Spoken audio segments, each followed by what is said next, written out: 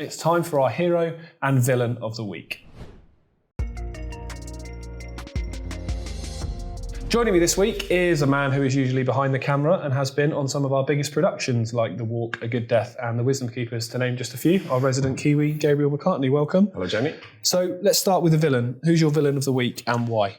So my villain this week is the Cambridge Dictionary, adding the definition of trans to man and woman. Right. So, I mean, it's so confusing to me. I don't understand why the trans community are so obsessed with being validated and accepted by these old mainstream institutions like the Cambridge Dictionary, you know. I know it makes no sense because we're told by them and other communities that all these old institutions are fundamentally racist and homophobic and broken. So if that's the case, why do you care what they think of you? Exactly. But they seem to fight so hard for that validation, as you say. It's crazy. Yeah. I don't understand. There must be some other agenda at play.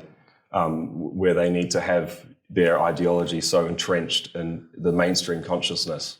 You know, like for me personally, I have my own specific spiritual beliefs, but I don't care if society accepts them. You know, that's just for me personally to think and believe myself.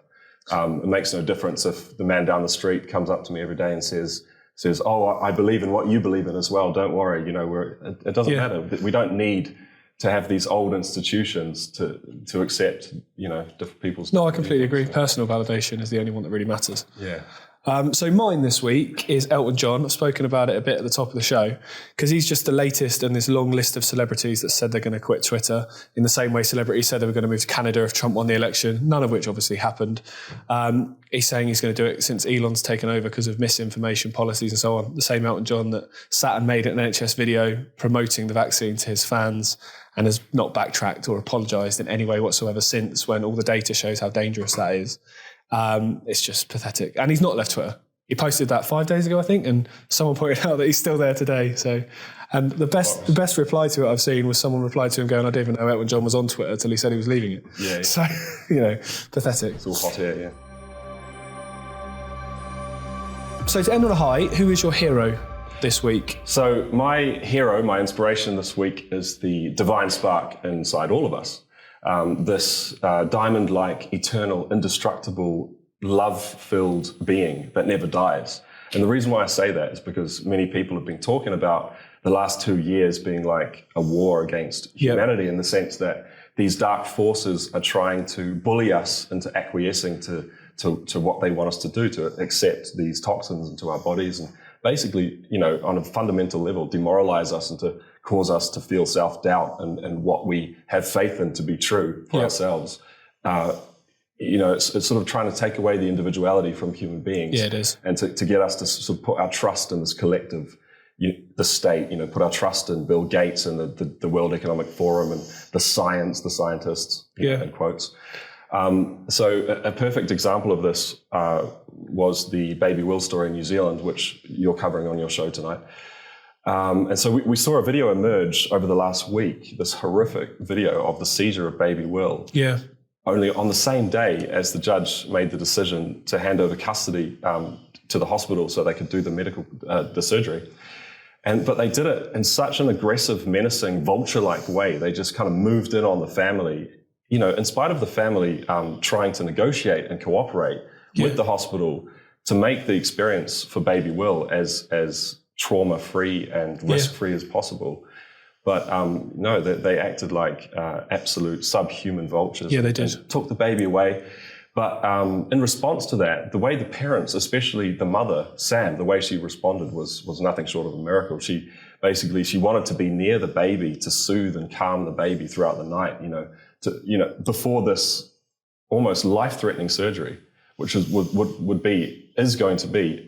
now because it's happened, a traumatic experience that child is going to carry for with it for the rest of its life. And the way she dealt with that situation, they even told her, they said, you're not allowed to have any skin contact with the baby throughout the night. You can stay in the same room, but you're not allowed to touch the baby. And they had this stone-faced, Liz Gunn, the wonderful journalist in New Zealand who's been working directly with the family, she described as the stone-faced policewoman guarding the baby so Sam couldn't get near her, which is just absolutely disgusting. You're sick. But the way Sam responded to that situation was with such grace and dignity. And Liz Gunn, the journalist, was actually on the phone to her at one point, And she said she could hear her making toast for the officers and the hospital staff. So even in that situation, you know, she took the higher ground and acted with grace. And it just reminds me of this book that I read called Man's Search for Meaning by Viktor Frankl. And he was a Holocaust survivor. And in the book, he talks about his experiences in the concentration camps and how, you know, the Nazis tried to take away all freedoms from the prisoners and just demoralize, threaten them with, you know, daily threats of immense suffering and pain and death. But through that experience, he realized that there's one freedom that a bully or, you know, someone like the Nazis can't take away from you. And that is your freedom to react to any given circumstance or situation with the attitude that you choose. Yep. So, and I believe that attitude, that freedom, that individuality comes from this divine spark. Yep.